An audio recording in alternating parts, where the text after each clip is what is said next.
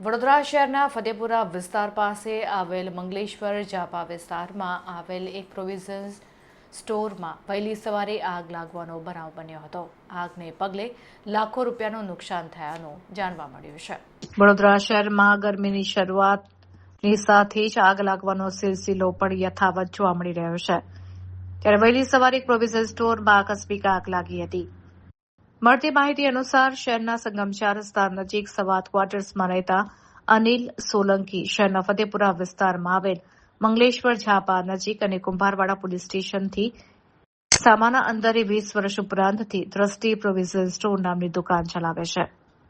મંગલેશ્વર વિસ્તારમાં રહેતા એક યુવકે વહેલી સવારે આશરે 4:30 વાગ્યાની આસપાસ ટેલિફોનિક માહિતી આપી હતી કે તેમની દુકાનમાં આગ લાગી છે, જેથી તેઓ તાત્કાલિક ઘટના સ્થળ પર દોડી આવ્યા હતા. જો કે આ પહેલા સ્થાનિક લોકો દ્વારા ફાયર બ્રિગેડને જાણ કરી દેવામાં આવી હતી, જેથી ફાયર બ્રિગેડની ટીમ ઘટના સ્થળ ઉપર દોડી આવી હતી અને પાણીનો મારો ચલાવી આગ ઉપર કાબુ મેળવ્યો હતો. બીજી તરફ એમજીવીસીએલની ટીમ પણ ઘટના સ્થળ ઉપર પહોંચી હતી અને વીજ પુરવઠો બંધ કરી આગની કાર્યવાહી હાથ ધરી હતી. દુકાન માલિક અનિલભાઈએ જણાવ્યું હતું કે અગાઉ પણ આ દુકાનમાં તાળા તૂટેલા છે. આ આગ લાગી નથી, લગાડવામાં આવી છે.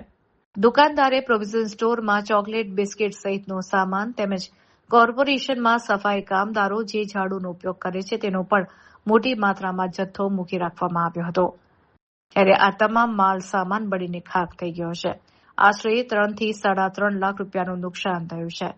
મહત્વની બાબત તો એ છે કે દુકાન માલિકે આ આગ લગાડવામાં આવી હોવાની શંકા વ્યક્ત કરી છે. ત્યારે આ સમગ્ર મામલે પોલીસે આગળની તપાસ હાથ ધરી હોવાનું જાણવા મળ્યું છે.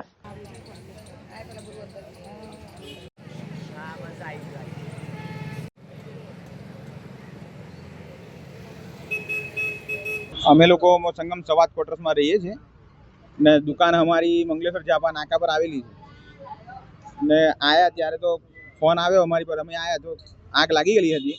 પણ આગળ બી અમારે 2 વાર ચોરી થઈ હતી, પછી હમણાં બી આ આગ લાગી.